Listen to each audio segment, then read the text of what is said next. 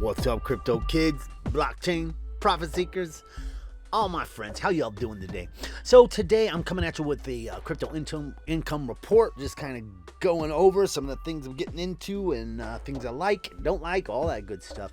So we just got, the big unscheduled meeting of Jay Powell just coming and expressing his thoughts, right? Crashed the hell out of everything. I mean, out of the stock market, cryptos, even gold took a hit. Across the board, everything pretty well freaking went into the toilet. Probably some more pain coming. And what did good old pal say? He said, we're going to get the inflation under control, and we're going to sacrifice every single person out there. It reminds me a lot of like pHing your body, right? Your blood has to stay at a certain pH, and it always stays at that pH, no matter what. Like, really, no matter what. It will rob nutrients from anywhere it can if you don't give it to it. First, it starts with your saliva, then it moves on and starts taking nutrients out of your teeth, starts taking nutrients out of your hair, takes nutrients. Anywhere it can rob them, it takes them. And why does it take those nutrients? Because those nutrients are needed in order to offset your pH, right? And so they're going to keep your blood at this certain pH, even if it means robbing, stealing, and destroying everything else, right? And you want to take care of your pH. I mean, that's like major health, right? But that same scenario is kind of what they're doing with, right? He says we're going to get the inflation at 2%. Before, when it was less than 2%, they do whatever they can to create inflation. And that's all central banks and the Fed does, is create inflation. And now he says they're going to cause a lot of pain and hurt for families, even though, and what does that mean? It means he's going to set this up in such a way that a lot of people will end up losing their jobs. A lot of companies aren't going to be able to stay open. And it's just the way it is.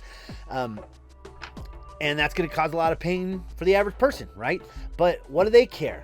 Because remember, not long ago when they were getting in trouble for all the insider trading, when they had bought the bottoms, inflated the hell out of everything, and they said, "Oh, you guys are mad at us insider trading? Oh, we're going to make a little, pass a little statute here that says we can't trade in the market right now, even though they all are. Okay, everyone, get out. Y'all have to sell now. Sell everything." So Powell himself and all of his cronies, the entire all of the secretaries, the advisors, all of the people involved with the Fed, and so basically them, all their cronies, their families, they all sold. And now what is he doing? Crashing the hell out of everything. So all the members of the Fed sold the top, and now he's crashing everything, dumping it on everyone else. These guys should be in freaking jail. These guys are, they're criminals. Not only are they running the world's largest criminal organization, but they are also like criminals on a personal level with insider trading and all that good stuff, dumping on us while they run off, right? So just more politicians, right? They're basically just more politicians. All right, let's get this damn party started. Well, actually, I guess we should talk about market sentiment, right? So what do we think? We think that, even with all these, there's so many like legacy indicators flashing Bitcoin to go up right now. But a lot of that is like when Bitcoin and things hit a certain down, or going down in such ways or showing weakness, those indicators are big. A lot of them will be flashing like, hey, we haven't seen this weakness ever before. And historically, whenever you saw that type of weakness, it was bought up and got launched, right? But there was a lot of printing going on. Now, we do know that the Fed their balance sheet has never stopped going up. So even though they said they were going to taper, that they're going to cut this, they're going to cut that, they kept buying assets. They're still purchasing, and they haven't slowed down. They're purchasing more than they've ever purchased. But they're just not giving, they're not going to give money to the average people, right? And then same thing with this, like, we're not going to the Inflation Reduction Act, which is actually the Inflation Increasing Act, because you are printing money and now you're giving it to different people for different reasons, like the whole thing with the college loans. What would that do for you? If you have a college loan, you're having to pay it every paying $300 a month, and they come and said, hey, we're going to wipe out a big part of that loan for you. Does that decrease inflation? No, not even a little bit. What it does is it makes it to where you can more easily absorb some inflation because you basically took a few $100 pay increase by dumping your debt, your college debt on everyone who didn't go to college, right? I mean, who wouldn't want that? They should do that. I'm all about debt forgiveness. If you want to go in for, there's been historically times where, during times of huge turmoil or economic collapse where large debt forgiveness was just like commonplace, and like governments and banks and everyone, they took haircuts. They gave people in general, the people who are holding those debts, they got some sort of kickback from that. There was debt forgiveness across the board. But now debt forgiveness is all at the top, none at the bottom. Am I totally upset that people aren't going to have to pay their college loans? No, I don't. That's fine. But if you're going to do that, cut some people's mortgages. If you're going to cut across the board. That's just my thoughts. But anyway, moving forward, getting out of the politics and wider economics and get more into the microeconomics section, which we love so much. Okay, let's start here at Protocol X. Protocol X is a rebase token I got into not long ago. I didn't put much in here, just dabbled, but they were not only kind of endorsed, but also they got a lot of partnerships, but Solar Protocol built their website, which I thought was pretty cool. And so these guys are a rebase protocol. They've been doing a lot of good stuff. They had a really good Medium article that came out, like going through their team with pictures, all that good stuff. And it was really nice to see. And so now they're launching their NFTs. So you can, there's a contest going on Twitter right now. You can go over and grab yourself some NFTs. Grab yourself a chance to win and some NFTs plus $250 in BUSD. So what's up with these NFTs? In Protocol X, you decide to own an exclusive Protocol X NFT, which will be known as the X share. This is your direct share to the company's revenue stream as a whole. Sounds pretty cool. What does it include? An X share includes a revenue share model from Protocol X and from any other developments that lie within the greater umbrella. We will be utilizing our DEX, and the fees within will directly feed the revenue share model with an additional advancements coming soon. This includes the potential route of the following: gamification, user developed models, additional DeFi, and real world business models. Pretty cool. Owning an X share allows the owner to begin receiving a direct revenue stream from the share kickback from the business and the rest of our expanding business models under the Protocol X umbrella. I think this sounds pretty cool, so I am going to be trying to grab me up one of these. X share legendary holders will be given governance powers regarding the protocol and will be engaged through a voting system for various aspects of the Protocol X and our future developments. Pretty awesome. Further details on the X share: 2% of the buy fees, 2% of the sales fees, and initials will be directed towards X shares before expanding for revenue, which is shared from other parts of the Protocol X ecosystem. So these guys are use what's it called? Ego or Ergo, the bot. They use a lot of different stuff. They got different money coming in, and sure, they didn't get the most volume ever, but that's not really that important because, it's basically volume based on the amount of your holders, right? So as long as they're making good use of the money that they've been given, they should be able to make it work with the smaller money they have. Obviously, it's easier to make larger piles of money when you have a larger pile. So as these guys get more volume or more people are buying in, as they spread their wings and kind of grow, this protocol should grow. They should have a lot more going into the different revenue streams. And really, I like what's going on here. And probably the coolest rebase token out there besides, I'm a big fan of Elephant, but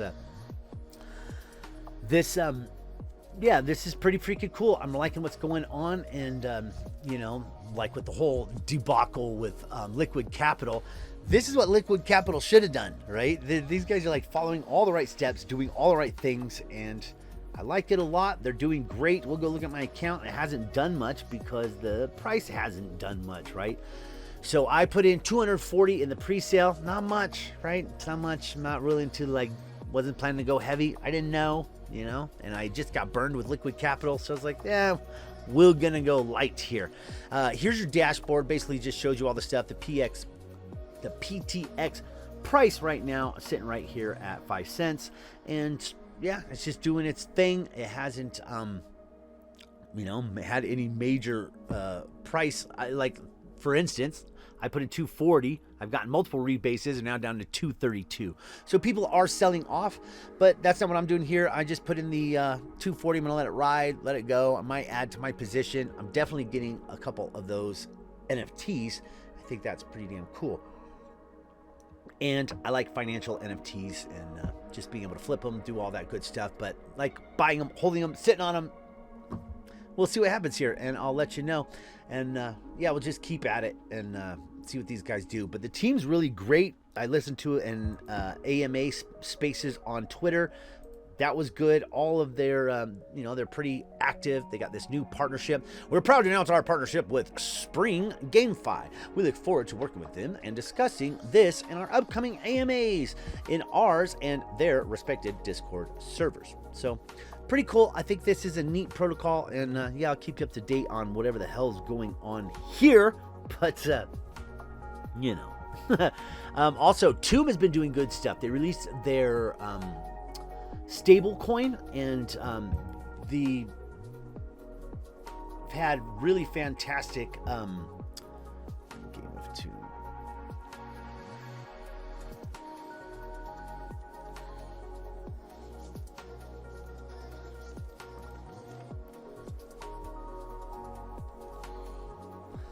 They have a bunch of, anyway, with their stable coins, they're like have a really great Curve LP pool, which is the highest running one, and it's a stable coin. It's backed up by a billionaire. I'm feeling pretty good about this. I'm gonna be getting into as many of these as I can. Ignore the APRs that are on these tweets, because it's always like tweeted when the first launched, so the APRs are like through the roof. Go check the APRs yourself, but they have been fantastic, and getting anywhere, mad returns on stable coins. So it's pretty awesome. Speaking of mad returns on stable coins, I have been doing just fine over here at Protocol X. We just talked about Protocol Dex Finance. Dex Finance has finally got down to about that dollar range. So we're at $1. It's really interesting how the Dex share always stays about this, 100 times whatever is going on in the stablecoin. It's interesting. And yeah, I got wrecked with this overall with this share. I had dumped a large chunk into the DexShare BNB fund, and then also in the regulation staking, which is the single-sided staking of the Dex share, which pays out pretty dang good. I have collected funds from there, but now that we're getting down to this dollar range, this is when I'm looking to finally add more money into the US Dex USDC pair. And yes, it is down to 68% APR, but that is on a collateralized and backed stable coin, and they have these all backed up 1-to-1 per dollar. They've never had to use it because it's never dropped below peg, and we'll finally get there probably sometime soon, right? I mean, we keep going down. We're at $1.08 now, and for me, now is the time to start putting in a little bit more into the US Dex USDC.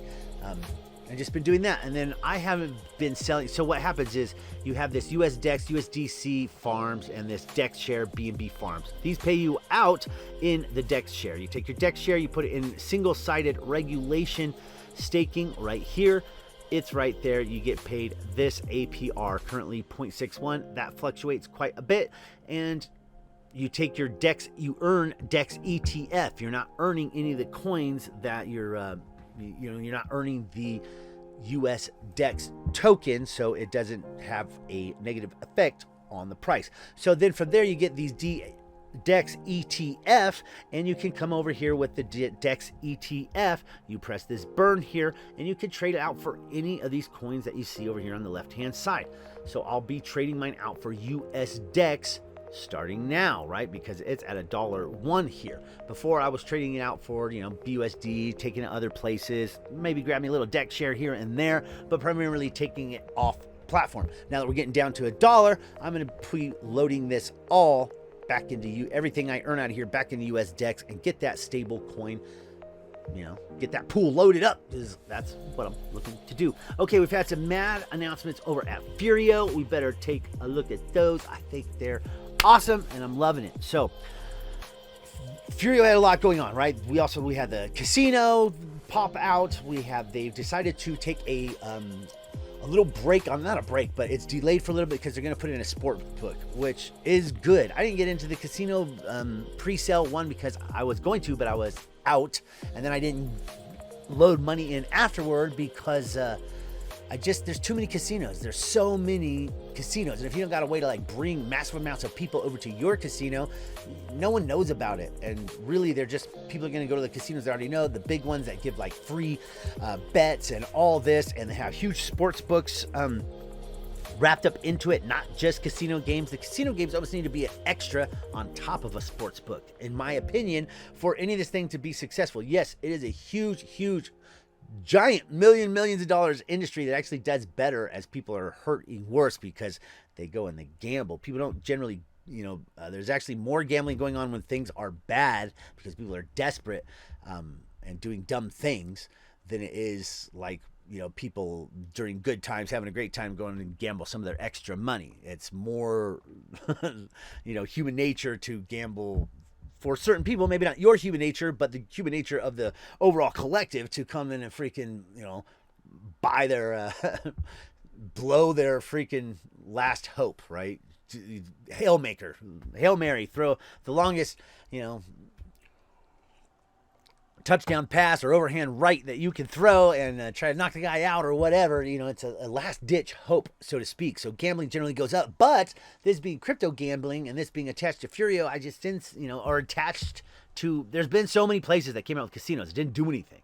And so them coming out with stepping back and saying, we're going to come out with a sports book first. And when we get this sports book together, we're going to release the entire casino. I think that's awesome. Now, outside of that, we have Fur Pool. Fur Pool is like the stable fund, right?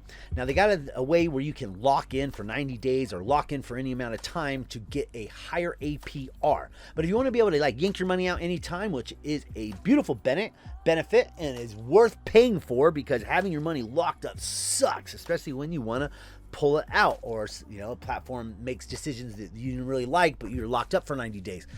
Some people don't like that. Doesn't bother me too much. Yeah, it doesn't, has us a few times, but overall, I lock my money up for better returns, right? So the way that they got this is you have your regular full fur pool balance going, right? And something you could do is get your fur, once you've compounded for 30 days, you're getting 2.5%. So the way it is, if you ever claim, that 2.5% goes down to 1.7 something percent, and you're stuck there, right? You're going to be there until you like earn your way back. Well, that sucks. You're not earning the 2.5%. Well, now what they've come up with is this fur pool. 1 day a week, you can do a withdraw into the fur pool and not lose your 2.5%. You'll keep that. You'll keep all your rankings. You'll keep everything. It'll still look like you've never withdrawn. And once a week, you can withdraw into the fur pool. So you're not withdrawing fur tokens and selling them on the market. You're withdrawing the fur tokens. They're taking those fur tokens, probably selling it half of that for USDC, combining that up into a LP, into an LP token, and then locking that token up for 90 days. So know that. However, you can take out your payments regularly, right? So you did lock the capital up, but all of the interest payments that you're getting off of that, you can withdraw that every day. You just can't withdraw your principal until that 90 days. And so that's the way this new system works. But what's cool about that is you can have that 2.5%. You can keep it, let it pump out, and then just withdraw into the fur, and it's just another option, into the fur pool, and then just to collect your dividends from there in a stable manner, creating a whole, dedicated income stream where you're basically, if you had the idea of like taking all of your drip and loading that into Animal Farm, and then take all your Animal Farm money and load that into Dex Finance. If you were doing like dedicated income streams, and then finally at the end pulling that out of Dex Finance, you have each one feeding all the others. This, you're basically doing that right from one site, right? Which you can do on other places too as well, obviously. But so you're pulling out your daily Once a week, you get to that free withdrawal. It's called a bonus withdrawal. So let's read through this real quick. The weekly bonus claim is exactly that, a bonus, and doesn't impact your ROI status and regular claims. It goes straight to the LP with no exit tax from the ROI dApp, but pays the fur pool 10% deposit tax. So there is a 10% deposit tax, but there's always a deposit tax. So, a withdrawal tax. It goes in on the 90-day deposit, which has an uplifted daily reward share. You can claim or compound your daily rewards from the LP. The APY is looking very attractive indeed and above, but we are staying prudent and saying 50%. This is without compounding, which would increase it considerably. Your weekly bonus is optional and can only go to the LP. So your weekly bonus withdrawal is optional and can only go into the LP. It resets the 90 days when new deposits are added, but not compound. So you hear that? So if you do this once a week, every week you do that, you are resetting that 90 days for the entirety of it. So know that. So this would be like, if you were going to do this, it means that your plan on Furio would be to, you're planning to leave your money in there and collect the payments from that, which that's what I plan to do. The claim does count in your total claims for the project, but we think it's a very easy decision. Rather than waiting to the end, you have a separate USDC fund running with almost certainly the best stable return you can find. This can be compounded and grown or withdrawn after 90 days. Standard fur pool taxes apply. We know that all the developments have a serious wow factor when people start to realize the potential of them and dig in a bit deeper. Remember, as well as this cross-ecosystem support with real utilities such as Furbet to be added. Remember as well, this is cross-ecosystem support. That's coming, is what he's saying. It's not based just on taxes. Hope this adds clarity. Furpool LP token price is at $5.80. The distribution today, 76% APR, but that's for the day. And with the deposit tax, 85% without. Furpool LP token price today is $5.85, and today's distribution from the wallets is 91.62% APY. So not R. APY is compounded. And pre-deposit tax of 102% APY post-deposit tax. Both figures exclude compounding. Really? Do you know what APY means? Maybe that means APR then. So, but whatever. This person is...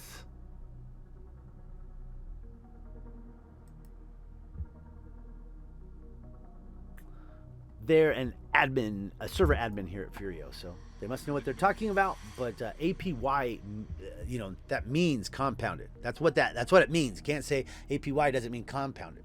It doesn't work that way. Anyway, moving on. Furio's doing good, and I'm just trying to load in there. Drip has been doing great things. We're still just waiting for it all to launch, waiting for Animal Farm to launch. I am constantly compounding Animal Farm. And I am compounding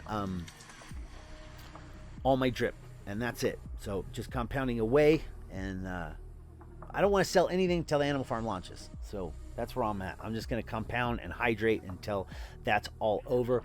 Other projects I want to get into. I still never got into Solar Protocol. They were supposed to give me I won a like a discount voucher to buy in cheaper, and they just never gave it to me. So I never got into solar, but I did want to buy into solar, and I also want to buy into Golden Society. They're got some really great stuff going. Those are both stable protocols. The price does not dip. The price does not really fluctuate that much. So very much similar to Horde, where the price is stable and kept that way through a bot. So yeah, I've just been doing that. Now on Elephant, the price did just dip down just now, but we had been having like steady ups. But the price of Trunk has been doing its own thing, right? It's been like taking a steady downward, like down to 23 cents now, and it's really an interesting chart, right? This would be a nice chart to set up a I mean, if you could, saw a chart like this when you want to short that thing. But yeah, who knows? Right now you can purchase this price, 23 cents, 23.1 over on Animal Farm, or excuse me, over on Elephant Money, and load it directly in and get that, wait for the price of the peg to come back and reap a 4x there on your stablecoin. I myself am looking to buy a little more elephant, and this is looking like a pretty good entry here. So probably going to be getting a little bit more elephants there. This elephant fund money for me is going to pay for all the damage I've done to my body through fighting too much, right? So getting a bunch of, this is my stem cell fund. So whatever I can get out of here to purchase stem cells and get me back up where I need to be. Not that I'm not in a bad spot. Anyway, this video is getting a little long. If I make it any longer, no one will watch it. I didn't even get to Ooze. Ooze has been doing just fine. I didn't get to a lot of stuff. Repay, there's plenty of other stuff I didn't get to, but that's the way it goes. Talk about what I can, what I feel like, and I hope you guys are doing good. Hope you got mad profits falling in your lap. Hope you're not eating any bugs. That bug protein's probably pretty damn toxic, and you might want to stay away from it. And keep yourself healthy, guys. Drink a lot of juices, lots of greens, lots of pure organic stuff into your system. Turn off the mainstream media. They ain't doing nothing but lying to you. Those guys haven't told the truth in who knows how long. And I'm going to catch you guys on the flip. I'm out.